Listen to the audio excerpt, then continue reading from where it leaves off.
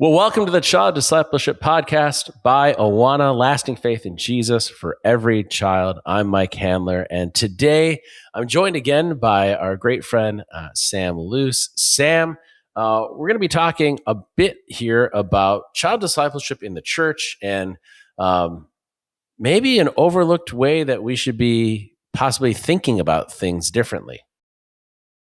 Yeah, I think I'm excited to jump into it. Thanks for having me again. And I think the discipleship of the church, I think some of the things we're going to talk about are going to be unique and different and not quite what you would expect.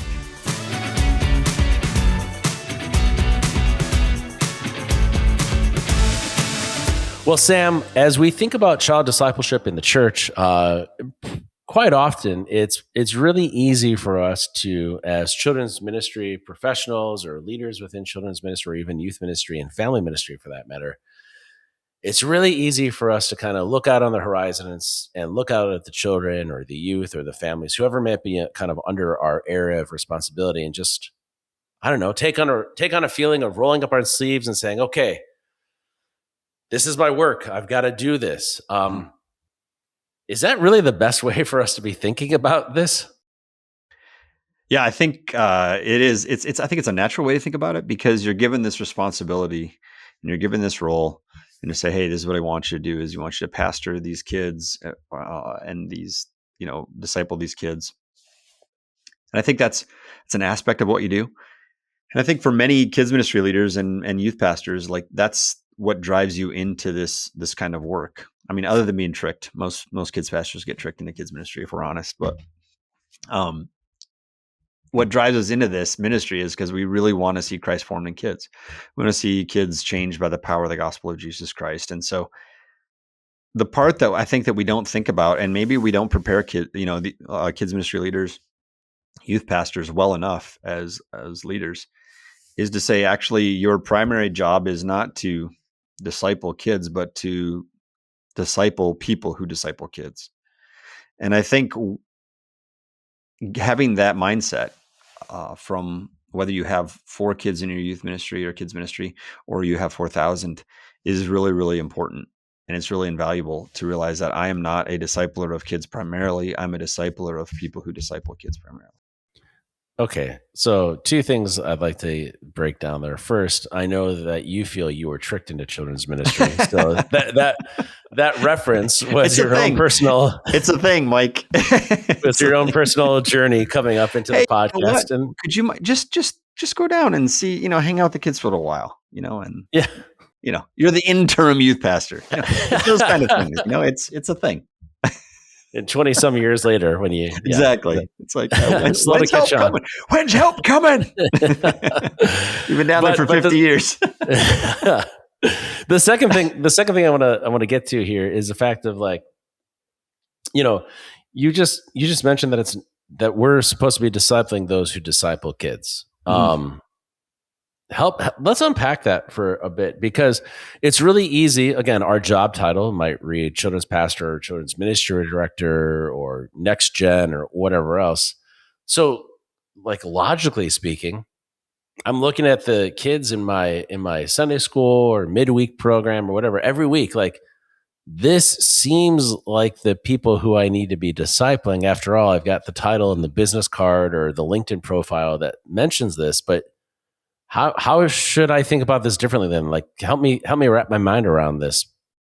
Well, I think for the last 20 years, the mantra, and I think correct mantra, I'm not minimizing it at all, has been, that parents are the primary disciplers of kids, right? And so we say that, but I don't know if we understand the implications of that.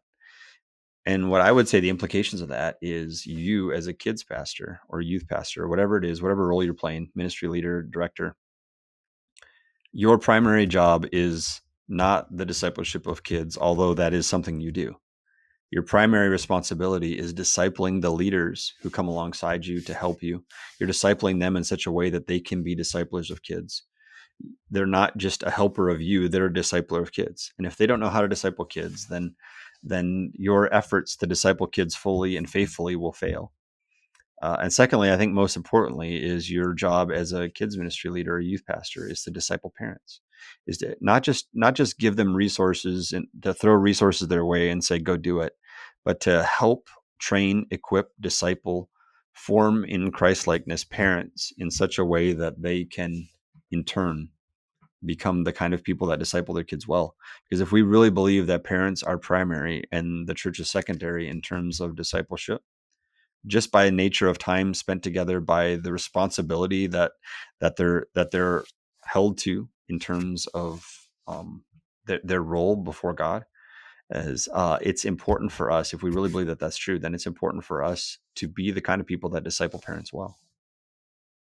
So I want to look at those two groups of people that you mentioned, Sam. I want to first look at the people who are on our leadership teams. Mm-hmm. Um, Probably most of which are in some sort of volunteer capacity, even Yeah, in the larger churches, right? Tons of volunteers that still yeah, help out. Some might have some paid or part-time staff, but by and large, we're dealing with volunteers, right? And we're mm-hmm. dealing with individuals who have their own lives, their own things going on. Maybe it's not even the only place that they serve. What are some means by which we should, or ought to be thinking about how to bring a discipleship relationship to someone who we just want to make sure that they're at check-in on the right time, Yeah. or like they're just kind of, in some churches, it's just like, hey, we just need you to hold babies, and we trick them into children's ministry that way. How should we, like, talk to me about this from your standpoint of experience as well as just conviction? Yeah, I think when we change the way that we look at volunteers from fulfilling a role to becoming a discipler and inviting them into this co-discipleship role that we really need them to be in, because that's what the command that we're given from God, right? When Jesus left, he said, "Go into the world and make disciples." That was his last command. That has to be our first priority in everything we do. And if we are just trying to fill roles and trying to fill spots and get things accomplished so that we'll get, we can make it through a Sunday, then we're not being faithful to the call of what God has for us. I think as pastors and leaders, our job is to develop them, and there's lots of practical ways you can do that. I think, with a culture being as busy as it is, and parents being so full, and sports and all the good things that kids and parents have in their lives, it's important to maximize the time that you have with them together. And you said that, like you're saying, it's mostly volunteers. And I think most of the people that listen to this podcast are going to be from a church that doesn't have staff. I didn't have staff, and I had to figure out what was I going to do. I remember when the size of our kids ministry, I think, tripled in within a year. I was overwhelmed. I didn't know what to do. I would talk to my pastor, and he said, "There's no budget. There's no budget for an assistant for you. You're gonna have to figure it out." And so, what I did was I figured out that what I had to do was to create staff level positions within my volunteers. So I had to find volunteers and treat those volunteer leaders as staff. So I created job descriptions for my volunteers. I treated them like they were staff, and I developed them. I poured into them. We had staff meetings outside of our Sunday morning. But what I really did was try to maximize Sunday morning. So I tried to release myself from the need to be the person who tells the Bible story or has a particular job on a Sunday morning. And my job was the chief discipler. And I'd walk around and I would connect with parents and leaders and people in the hallway, leaders, and I would meet with them on Sunday morning. I would encourage them what they're doing. I would sit in on their classrooms, and I would encourage them to say, "Hey, here's where you can tweak, and here's where you can change, and here's how we can make this Bible story, which seems very difficult for kids, contextualized for them and gospel centered." And so what I was doing is I was preaching the gospel to them. And then in our meetings, what I would do is I would do a meeting, a group meeting, either when we only had one service, I would do a 20-minute meeting before, or I changed it. I change it up sometimes and do like a 15-minute after meeting, after the service is over. And then when we went to two services, I do an in-between meeting. So we'd meet in between. And in those times, what I would do is I would disciple them and train them. And that was what I used as my training time. Was I wouldn't do a separate Saturday morning. I would do it in that moment. And what I was really doing was I was making them into disciplers, so that they could disciple kids well, that they knew how to love and care for kids, how they could create a safe environment, how they could appropriately connect with kids in a way that was meaningful to kids. But also, what I was doing as I was teaching them, this is what you do with your own kids. Mm. And so I think it's important for us to understand is, and this is why I say, whether you have 4 kids or you have 4,000, when you have 4 kids, the temptation is like, okay, it's 4 kids, it's just me and them. Bring someone else in with you, whether you need them or not, because you need to disciple other people. You also need to be free to disciple parents and connect with parents while they're in the building, and not try to figure out a time to get them back in there again and say, well, they don't want to connect. It's, you have to figure out, they're here now. How can I disciple them in the time that we have together? I think what you're saying there is so key. So many times when we have such well-meaning parent meeting type of things, it's just like, hey, we're going to come together and we're going to do this thing after the service is over, 4 o'clock Mm-hmm. Sunday afternoon. Like, the hit rate on 4 o'clock on a Sunday afternoon for people to come back to church, other than those who Yeah. have maybe a Sunday evening service that they're coming early for, is probably pretty low, I'd No. imagine. And you know who comes to those is all the people who are already doing it. Yeah, correct. And so it's a good reiteration, but it's not what you want to do. Is not proliferation. It's not getting everything out to everybody. Yeah. That's a good point. I think, yeah, you'll always have the parents who are on top of it, Mm-hmm. but what you're talking about is really maximizing your presence to get to the parents who might just be passing by, and Mm-hmm. still having that conversation, having that means by which, even through, just a quick, again, dialogue, you're discipling them in some regards. Yeah, and one of the things I always tell our leaders is say, hey, listen, look for parents are overwhelmed. They feel exhausted. Whenever like a pastor, a leader, or a parent, or a principal talks to them, it's never good. It's always Mm. something their kids have done that's wrong, Yeah. and they need to, it's never a good conversation. So what I always tell our small group leaders and our team leaders is to say, hey, find one kid that's really killing it that Sunday. They're worshiping really well, they're serving really well, doing whatever it is. And then look for those parents afterwards and say, hey, this is what your son did this week, and it was amazing. This is what your daughter did this week. And I'm so proud of her, and see what Mhm. God's doing in her life. And one example is there was this kid he was a rough man. This kid was wild. He was crazy. We had lots of intense conversations, me and this kid, because he's a lot. He's a leader. He's strong. He's rebellious, but he needs to be molded and shaped into the image of God. And he gives his mom a hard time all the time.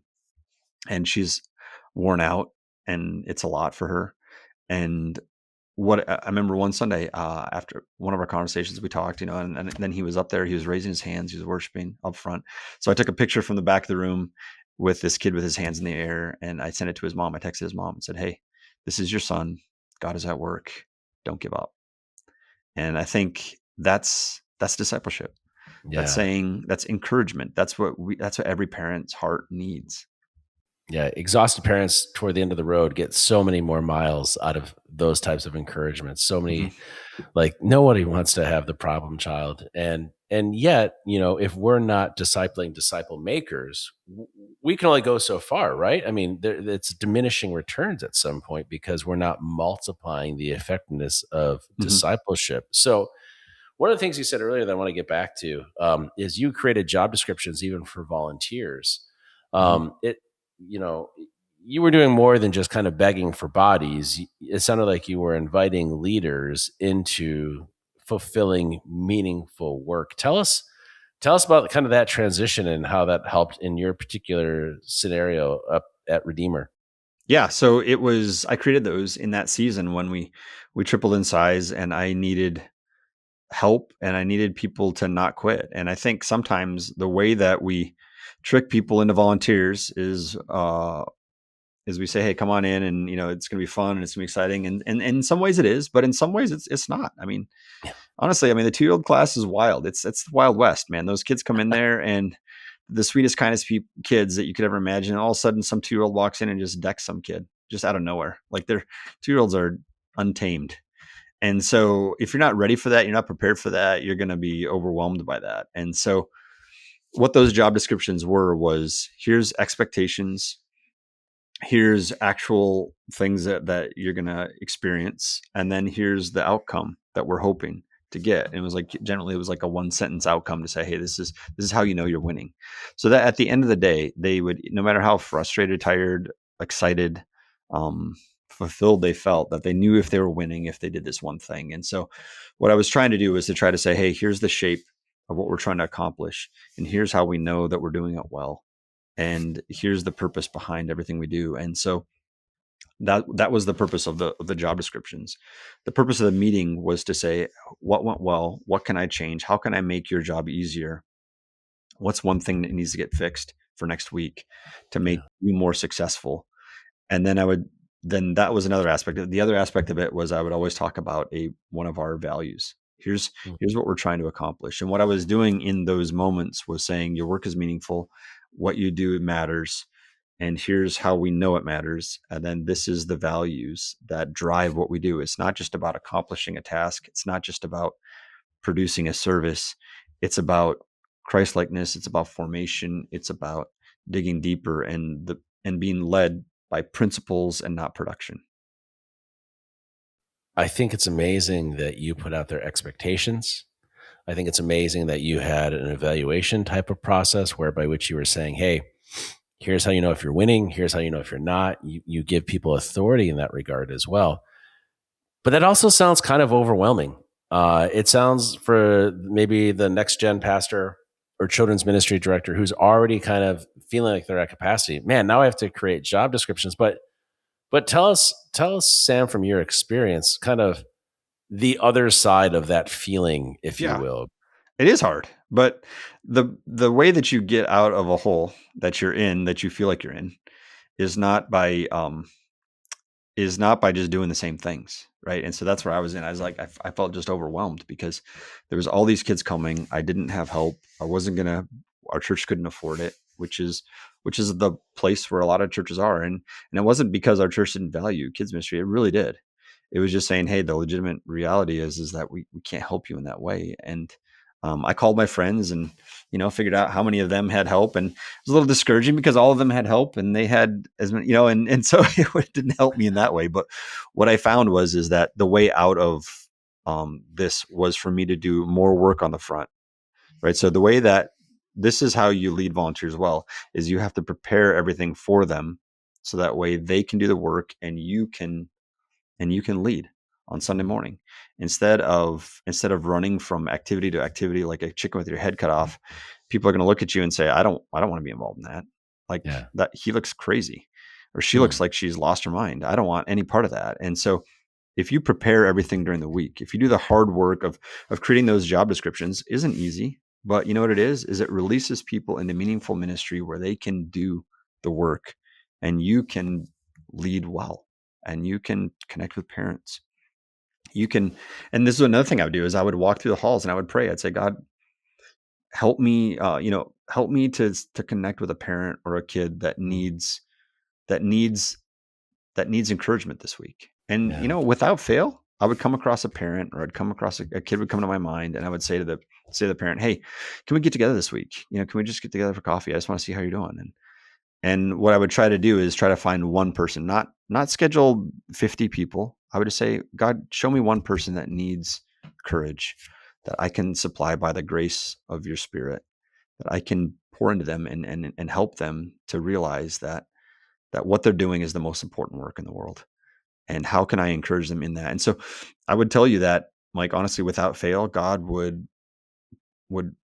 have my path crossed with somebody, or he'd bring someone's name to my mind. And I'd be like, all right, if that name's coming to my mind, I don't know if that's me thinking about it or if that's the Holy Spirit speaking to me. I have no idea, but I'm going to go with it. And I would tell you so many times it was like at just the right time. That's And that wasn't because I was a great leader. That was because God is faithful to his people. Yeah. Praise God. You talk about that, and it's so encouraging to hear, Sam. And at the same time, for the children's ministry director or whomever else who might feel under resourced while listening to this, there is an aspect where I am sure that these conversations, these encouragements, whether to your leaders, your volunteers, or to the parents, I mean, I would imagine that there is fruit that's being displayed, even in terms of the Sunday morning presence that senior leadership was probably starting to notice and see, and it most likely made a difference in your congregation, I'd assume. Yeah, I think that's what we think is we get so overwhelmed by the prospect of trying to do these things like, oh, I got to make all these job descriptions. Make one job description a month. Make one job description every other week. Meet with one. You have time in your schedule to connect with one person a week for a half hour to an hour. and you have that time. So don't try to meet with everybody, but meet with somebody. And I Yeah. think that's where it is we get so paralyzed by the size of the task that we don't ever start. Instead of, I'm going to just do this one thing and be faithful to do that one thing, and then I'm going to do the next thing. And that's what, I love Elizabeth Elliot. She says that. She said, if when you don't know what to do the next thing that God Mhm. puts in front of you, and God will bless it. Yeah. That's so good. I think so many times we can be guilty of either overthinking it and then underdoing it, or believing that so much of it relies on us when Hmm. when really we're supposed to be welcoming others into the work. Hmm. Was there ever a time, Sam, in your kind of couple of decades of ministry where you were surprised, perhaps, or delighted to see, one of these leaders who you welcomed into ministry really thrive and flourish, and maybe it was somebody who you didn't expect would naturally do that? Yeah, I think there has been. I think there has been times like where where people have done, it kind of reproduced what they saw. And I think that's when all the work, I think, is most rewarding, is that when you're not the only person doing it and you see someone else doing it. And I think this is where kids ministry leaders, especially, I think, are tempted to not involve people in a way, because they get into kids ministry because they want to connect with kids and they enjoy that part. And so they're afraid that if they give that up, that they'll lose something so significant. And really, one of the things that God had to teach me over the years was that sometimes you have to give up what you like for the cause of the thing that you love most. So you give up what you like for what you love. And so I liked connecting with kids. I was good at it. I could do it. But what I loved more than that was the message of the gospel. And so what I had to give up was my right to be the person who told the Bible story, so that I could be present and disciple others to create more Bible storytellers. Because I was doing the Bible story every single week. And the reality is that's not sustainable. That's not good for me. That's not good for the kids. It's not, one day I'm going to quit, move, or die. And if that's the reality, then what's going to happen to the Hmm. ministry if it's all on me? But when we invite other people into the process, into what God's already doing, what we delight in is that we're called not just to connect with kids. We're called to be the kind of person who knows how to connect with kids and then helps other people do the same. And then that way we can multiply our reach, we can multiply our effectiveness, right? We don't just add leaders, we multiply leaders at that point. Hmm. That's really good. I think for so many that are listening to this, they could probably recall with a very short memory the frustration they may feel or the limits they might feel regarding, the effectiveness of getting their work done. Hmm. So many times within ministry, we get into it under the pretense or under the passion of connecting. Hmm. And yet, so many times we find ourselves, in a backlog of tasks, responsibilities, to do lists, things that need to happen logistically because, the craft closet or the goldfish containers don't fill themselves per Yeah, se. that's true. So, what I hear you saying is that, even in this regard, there's perhaps potentially easy on ramps to bring, other people from your church, other people from your congregation in to not just do this task, but to actually grow in their discipleship journey following Jesus. Hmm. Yeah, and when I first started, when I was a kid, when I was younger, I was like 21, and I was really talented in a lot of ways. And so what I noticed was that I was doing Sam, every. you are still really talented in a lot of ways. Don't let that be a No, past thing. I would invite kids. I would invite, I had all these volunteers, and I would just do everything, and they would just sit there and watch. And I realized that at some point that I'd reached an ability to be able to recruit volunteers and train and develop volunteers was based on my doing everything, at the expense of their growth. And I think it's really, really important for us as ministry leaders to grow our capacity, to grow the capacity of others.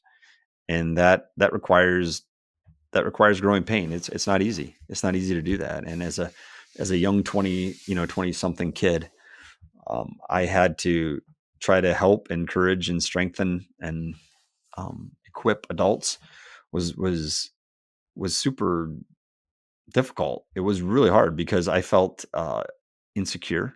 I felt like, how can I teach this, this 40-year-old dad and something? But that was the role that God had called me to in that time. And I had to learn how to be faithful to do that, to develop that disciple, to develop and disciple people that were far older than me, more experienced than me, much wiser than me, because that was the grace that God had put in my life at that time. And I had to I had to learn how to function in that grace in a way that was focused more on what God was doing than how great I could do things.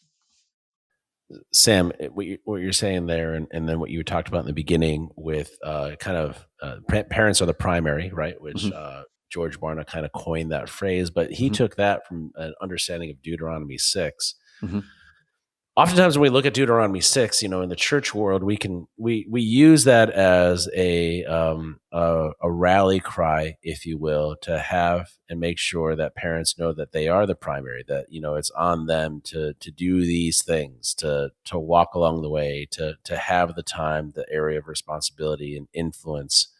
But there's a second part of Deuteronomy 6 that you and I have talked about, just kind of in conversation. And it really moves past that kind of, again, rally cry that parents are the primary. It doesn't diminish that, but there is a welcome to others within a congregation or community to be a part of that. Can you help us kind of understand that take, or that context of Deuteronomy 6, the second part of it, if you will, and how it applies then to our work as children's ministry professionals or volunteers?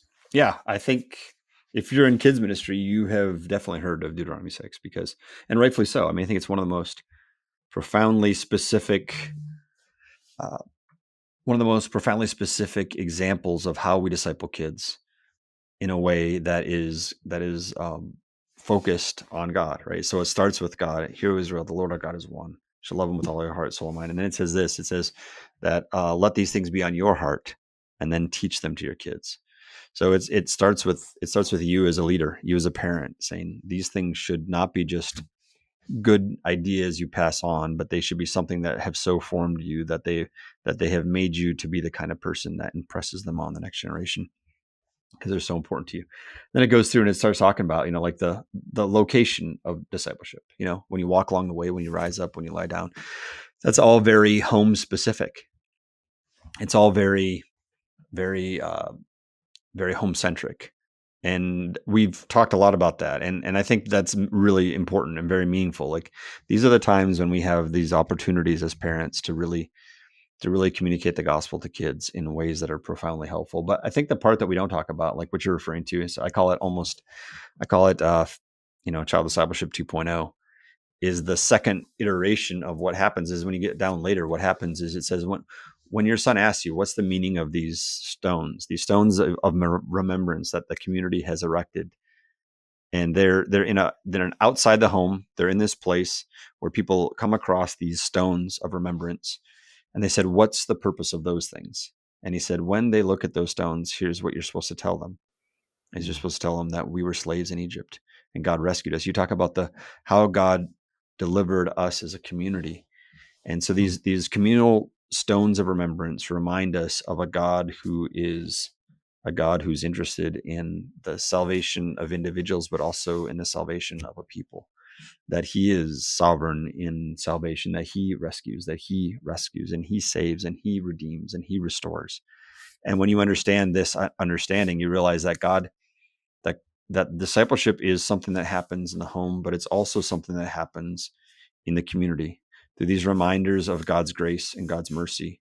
And when we see things, that are going on in the church, when the way I often say it is like when your kids look at your family, they look at your church and say, why do we do these kinds of things?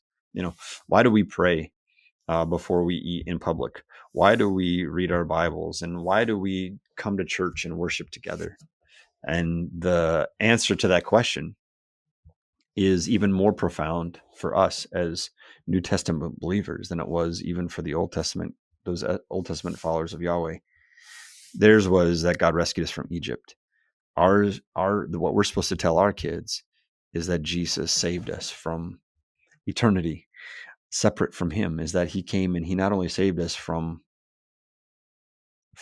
a wicked country that was keeping us as slaves, he rescued us from the slavery of sin and death. And because he did that, we can have life with him forevermore.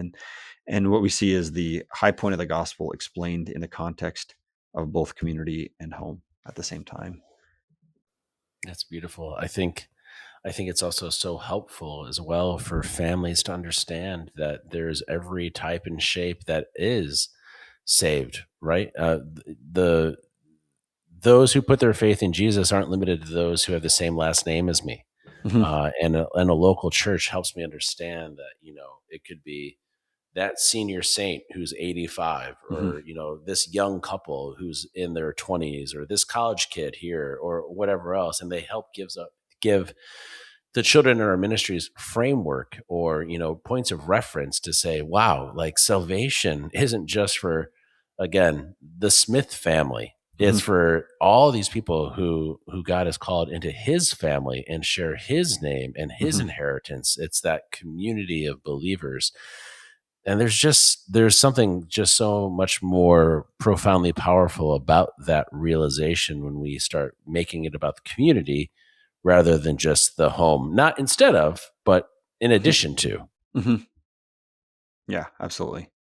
And I think that this is where the church is. And when we say parents are primary, right? It doesn't mean, I don't think it means that the church is unnecessary.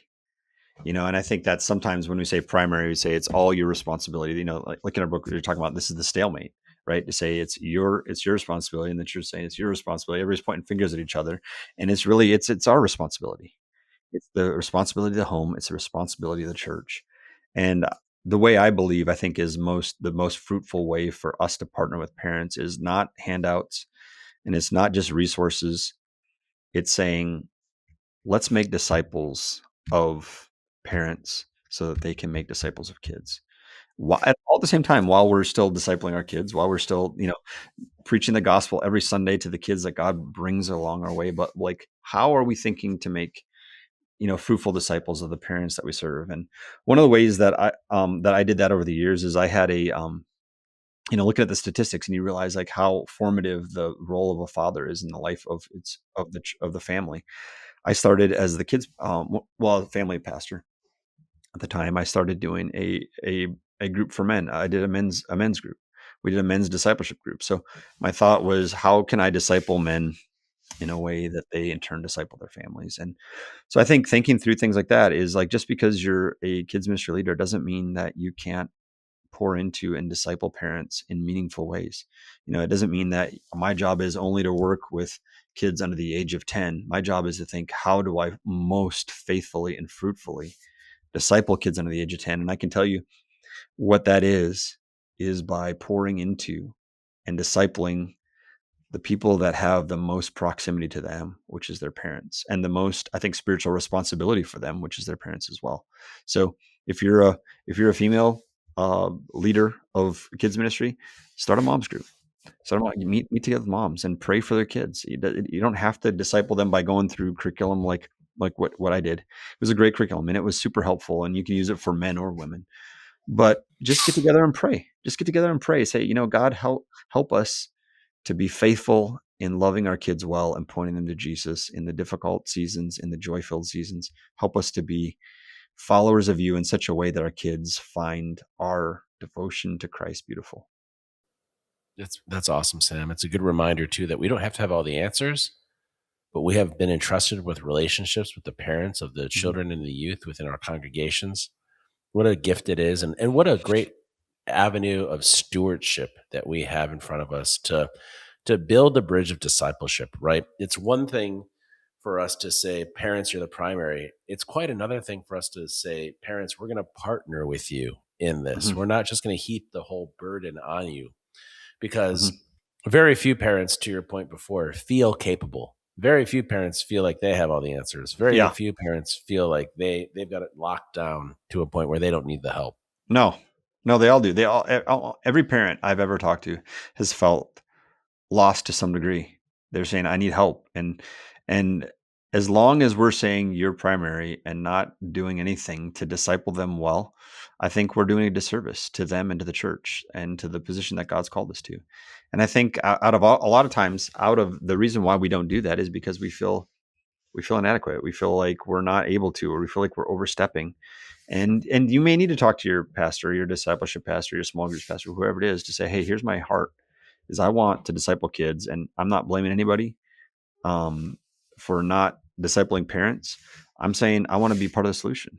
I want to do a parent small group. I want to lead somehow. I want to, or just take parents out to dinner, one week at a time, or meet for coffee, or have them over to your house, or do a play date, do like a mom's play date thing where they bring their small kids there, and you just give them an hour just to think, while their kids are playing and hanging out together, and create crafts for those kids to do while they're doing there, while they're all hanging out, and the moms can just have coffee and talk to another adult. And I think that goes such a long way to us helping in small ways to form relationships, to build those bridges, like you're saying, that we can walk across with the gospel. Sam, that's great. I think it's super helpful, very practical, and a means by which we can not just make disciples within our children's ministries, but within the church as a whole. Thank you so much for sharing that with us. Thanks for this conversation. I hope it's really helpful for those who are watching and listening. And there's always ways and means which we can kind of walk alongside parents. They will always welcome a partner in discipleship. There's such an open door there. And our prayer, I'll speak on behalf of Sam and myself and the rest of us at Awana. Our prayer is the fact that you would have the courage, the boldness, and the freedom to come alongside any parent in any situation, partner with them in the discipleship of their children. Yeah, that's my prayer as well. As I just really want to encourage every single person that's listening to this, if you are kids ministry leader, youth ministry leader, whatever it is that God's called you to do, I pray that you would do that for the glory of God, for the good of the church, and that the fruit from that would be many parents would have the courage and the strength and the ability to disciple their kids because they themselves have been discipled in ways that are so fruitful and that glorify God. That's awesome. Sam, thanks so much for your time today. Yeah, thanks for having me.